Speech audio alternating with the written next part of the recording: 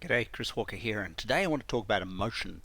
And we're going to talk about gratitude, presence, certainty, and love. And these are like filters.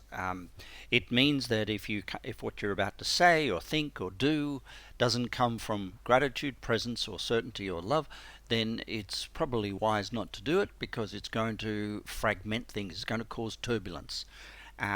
We're not into, in this work in Walkachi, we're not into causing turbulence, we're not into causing fragmentation, we're not into causing disturbance, which because they all waste energy. And Walkachi is about energy. It's about gathering the energy, it's about storing the energy, it's about stopping the loss of the energy, and it's about directing the energy. And that's pretty simple. It means you have more love in your life, you have more success in your life, you have more honesty in your life, and you're more open. And these are all the experiences that you have when you're out in nature. So really all we're doing with Walkachi is taking the experience of being on top of the Himalayan mountains and winding it back into urban life, and that's a beautiful thing, I believe, and it's living naturally and honestly and truthfully. So let's talk about it. You already know from the past podcast that we've talked about spirit, mind, and body as the three layers of us, and we're at the top here. This is our the amalgamation of all the lower levels of ourselves, our body, our mind, and our spirit. And if we can align our health and our social and our finance and our mental and career and spirituality, if we can align them between body, mind, and spirit, we come out, well, we come out as we're meant to be. I don't think putting a label on it is all that healthy, because then we become in a should department or a paraphrased identity. What I think is best is to say we come out as us, the best version of ourselves that we can bring to the world. And we don't know whether that's intellectually clever or physically a hero, or financially an icon. We don't know exactly the paradigm that we're going to run in the world. But what we do know is if we bring our best self to the world, we'll do what we love and we'll love what we do and we'll get paid a lot of money for it. And if we have any blocks, like a mother issue or a father issue, or some sort of issues, then it makes these three discs twist. And so mental of the body, the mind over body, doesn't line up with mind and comfort and values, doesn't line up with the vision, and doesn't line up, so that there's a distortion in the process of going from body to mind to spirit, and we come out complicated, which in human terms, complicated simply means disturbed. It means stressed. It means unhappy. It means unfulfilled. It means breaking down. It means depression. It means mental health. And so aligning body, mind, and spirit doesn't achieve anything. What it achieves in themselves, what it achieves at the end of the day, is that we step out into the world as a fully integrated, fully aligned human being. And we've gone through together in the previous videos on this topic, we've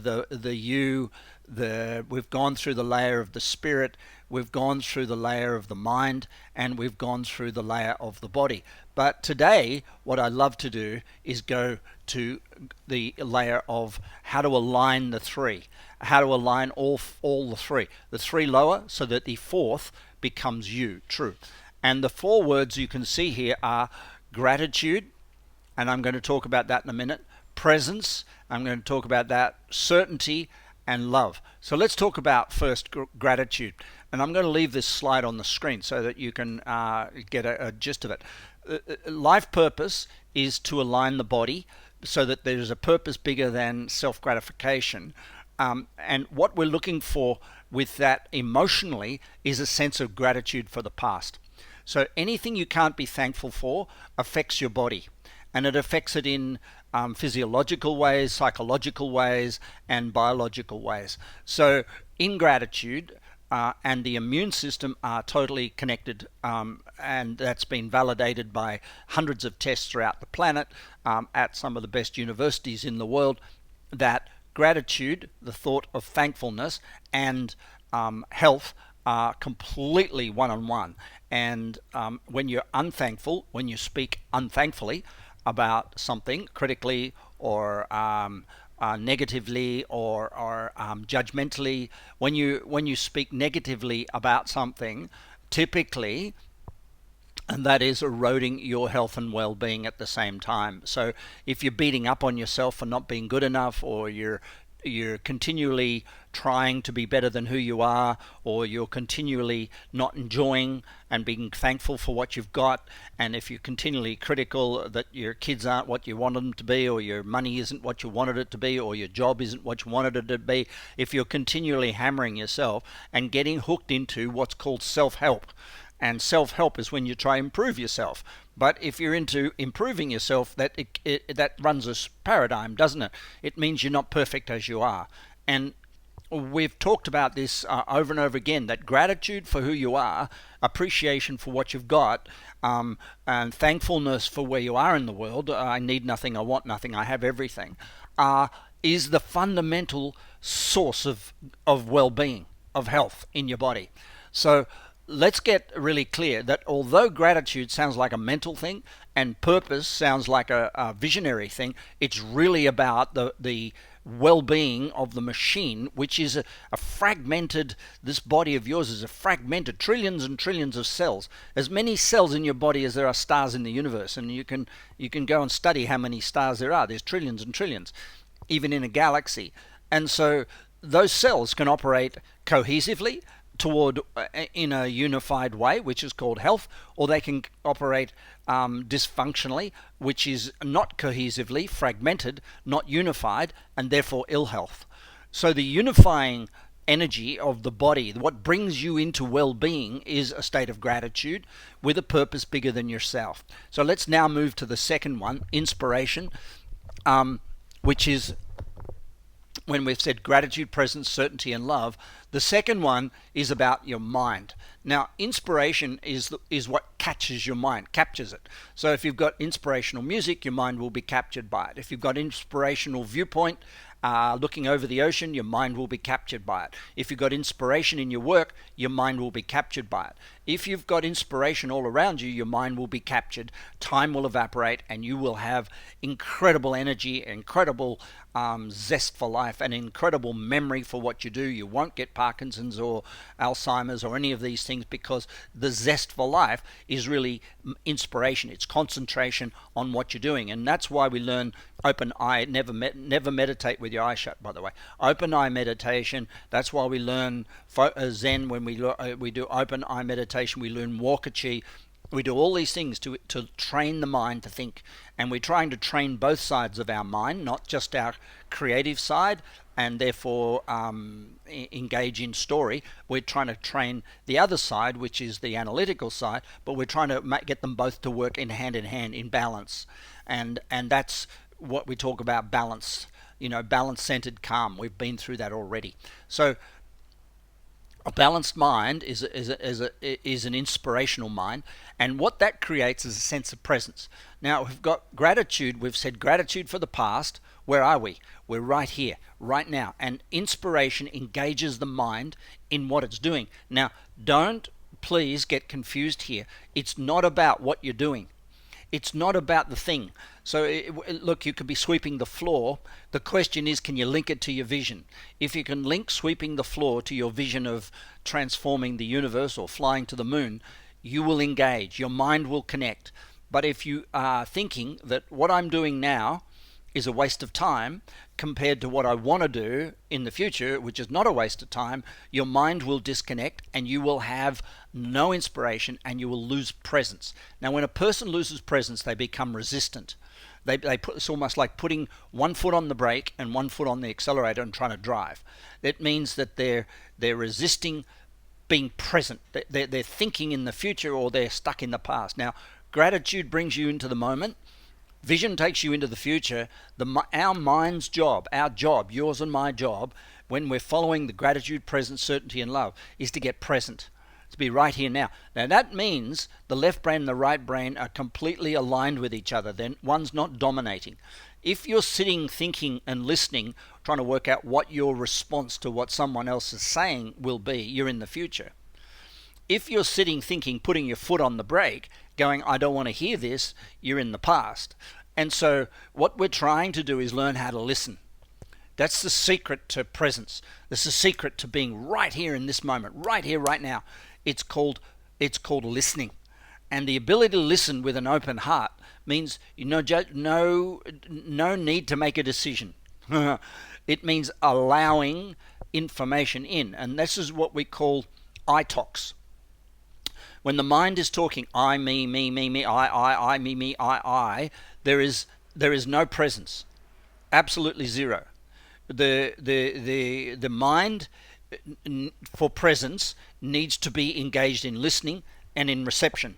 And so to engage that reception, we do an I-talks, which means we spend as much energy as we can do on converting conversations to other things other than me, I, how I feel, what I want, I, me, I, because that leads nowhere. It leads to a dead end, because at the end of self-help, you'll find there's no self to help. And at the end of all the feelings and how you felt and how you are and how all this stuff, at the end of all that, achieve nothing.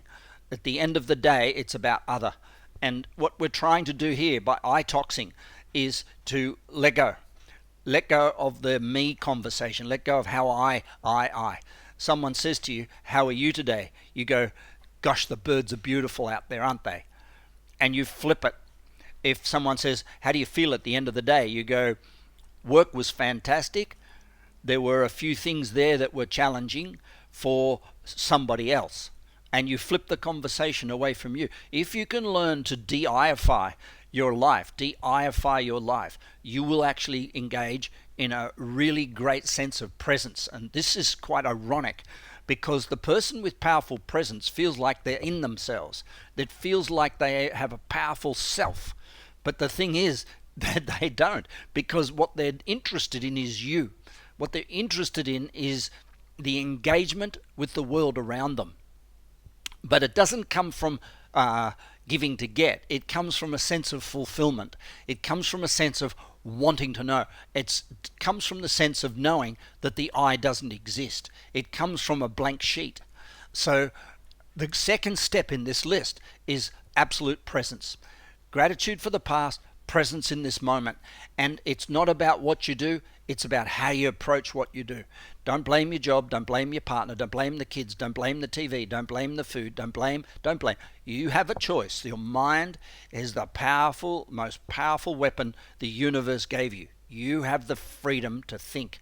You can have the freedom to think what you want. That thought can be in a direction that'll get you what you want, or it can be in a direction that will get you into trouble. The direction that gets you into trouble is I-ness. I-ness, my royal I-ness. I'm my royal I-ness. You want to be you-ness. You want to be your royal you-ness, not I royal minus I-ness. So what we're trying to do here is get present. So the third thing up the list is certainty. Now, can you have certainty? I have many arguments with corporate leaders about certainty, because they believe that when a person gravitates to certainty, they become hard-headed. And I tend to agree that when you first hear the word certainty, I'm absolutely certain that I'm right. And that's not vision. Certain that you have a vision. Certain that that vision is your vision. Certain that that vision is an ever-expanding vision. This is the certainty we're talking about. We are not talking about vision that is, or we're not talking about right and being right or better than, or certainty that you're going to earn $50. We're certain that you have a vision, and that vision needs to be reinforced and reinforced and reinforced by the universal laws of nature, so that there is no question that that vision is your vision. Now, will it manifest? Depends on your ability to commit. Will it be different than what you think? Probably. Will it be are bigger or smaller than your expectation. Who knows? The bottom line is big vision, big life. Little vision, little life. Most people's vision is tomorrow. Most people's vision is the next half hour. They go to work and all they're worried about is whether they'll be happy in the next half hour of their life. This is not about that. This is about big. This is about big vision and making sure there's no shoulds in that word, in that vision, that make you feel like you're obedient to somebody else. Finally, love. Now, love is the most abused word ever, because I was associated with an organization who had an employee murder somebody in the company because he loved her. Now, that, and I've been associated with domestic violence cases in indigenous communities where the person was violent against somebody because they loved her. This is not the love we're talking about. We're talking here about unconditional love. And that is that I'm worthy of love no matter what I do or don't do. I'm worthy of love no matter what I do or don't do. There's nothing I've done or not done that's not worthy of love. I do what I love and I love what I do. These things are choices that you make in perception. They are not real. They are not in any way fixed in concrete. They're not chipped in stone. They are choices that you make. And the way I agitate or aggravate people about this topic of love is I say, go out in nature and love nature, because you can't change it. Now, if you get to the point where you go, I am who I am and I can't change it, you're getting to a point where you go, well, I better then be thankful for it, because it's just me. I can change what I do, I can change what I say, I can change what I think, but I am I. I am I. And I have every emotional quality that every human being on earth. I'm no better or worse than anybody else on the planet. Now, this state of love means that there's no superiority or inferiority complex. There's no fear of the future or the past. That's all been taken care of with gratitude and certainty of vision. What we're dealing with here, and we're in the moment, we're totally present. What we're dealing with here is openness. Openness. Openness to what happens. Openness to adaptation. Openness to change. Openness to the moment. Openness to beauty. And this stuff doesn't automatically appear. You don't have to run to the top of the Himalayas like I go to find beauty or to find love or to find inspiration. You can find it in the garden, in the footpath. And this is the work, to find moments of love. And my commitment is 1,000 moments of love per day. Now, I fall in love 1,000 times a day, but I don't fall in love like sexy love all the time. I fall in love with ants. I fall in love with birds. I fall in love with little babies in prams. And that love is unconditional. It means I don't need anything or want anything. I have everything. And that's the ultimate culmination of a healthy gratitude, presence, certainty, and love. I hope you've enjoyed this little video. It's been more a podcast than a video, but either way, it should be beneficial for your ongoing journey to have emotional presence, to have gratitude for the past, to give you incentive to keep cutting out pictures and having certainty of the future, and finally living in the world and doing the work you do and not waiting for the work to tell you how good you are, telling yourself that you're great, telling yourself that you're lovable, telling yourself that you're doing what you love, no matter what it is. Don't change your job. Don't change your occupation. Don't change your relationship. Don't change your health program. Learn to love yourself for who you are right now, and you'll expand into the environment that you're meant to be in. This is Chris Walker. Have a beautiful day. Bye.